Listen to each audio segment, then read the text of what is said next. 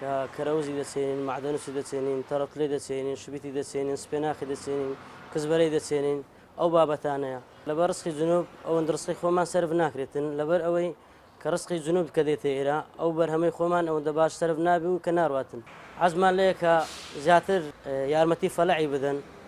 بهمنا وعشي وكفلع بتاني كزياتر كخوي برسخي خومان ماندي كنا وخورسخي خومان هبي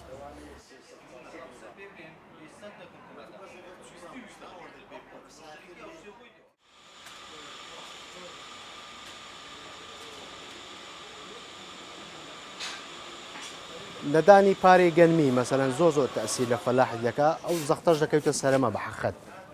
اهتمام بفلاحي إيرا نادرة مثلا فلاحي رزيمان هي فلاحي تماتمان هي مثلا خاني بيت بلاستيكي مان استايجا اهتمام بيه بدين رزقي دروي كديت مثلا زو تأثير لفلاحي إيرا دكا ناتاني أو برهمي كا يستيق خومان سرف بي أو بارننا خومان بصورته فلاح أو إسفادة اللي دكا لهين لو حالتي دا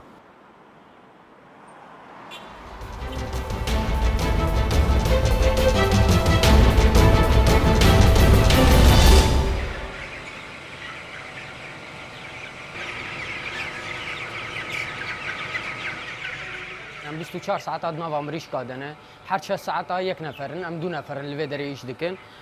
سیستمی مل ویدری چیه های مجمریش که به غاز آوان که هور نبه بلن نبه حرارت آوان درست به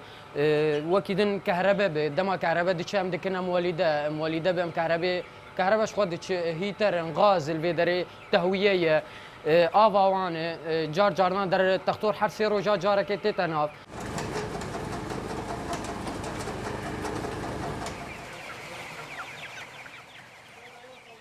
ام چیچکات کردن یک روزیه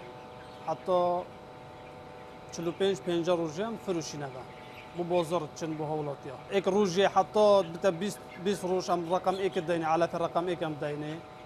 ل 20 روزیه و حتی تقریبا 35-37 هم رقم دو دینه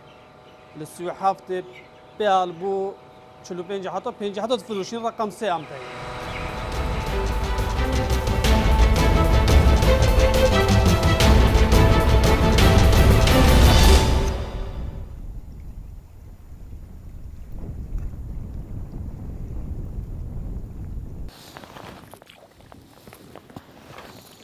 ئەم بەحری دەربەنی خانە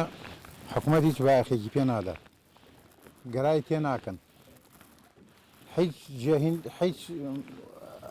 گۆڕانکارێکی تیا دروست نابێ گەرایتیان تێ ناکەن خزمەتی ناکەن ئەم جاوەکو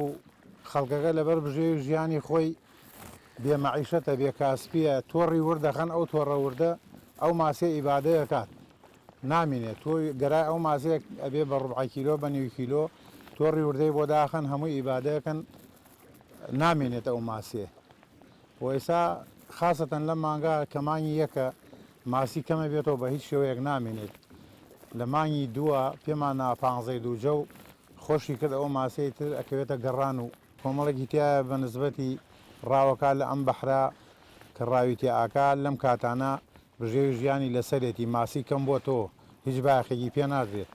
خەڵک نایگرێت بێمەعیشەتە بێ کاسپێ هیچی شوکارێک نەماوە و ژیانی خەڵک ئیشی خەڵک دابین ناکات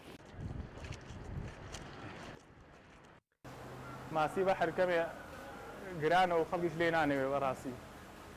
مەسبەت لەم ماسیانەمانە گرانی سا حالێ نەمەی بەحرا کەس لێ نانەوێ گران خەڵک زیاتر شتی باشی گەرەک و هەرزانتریشی خەڵک زیاتر ئەوەیە بە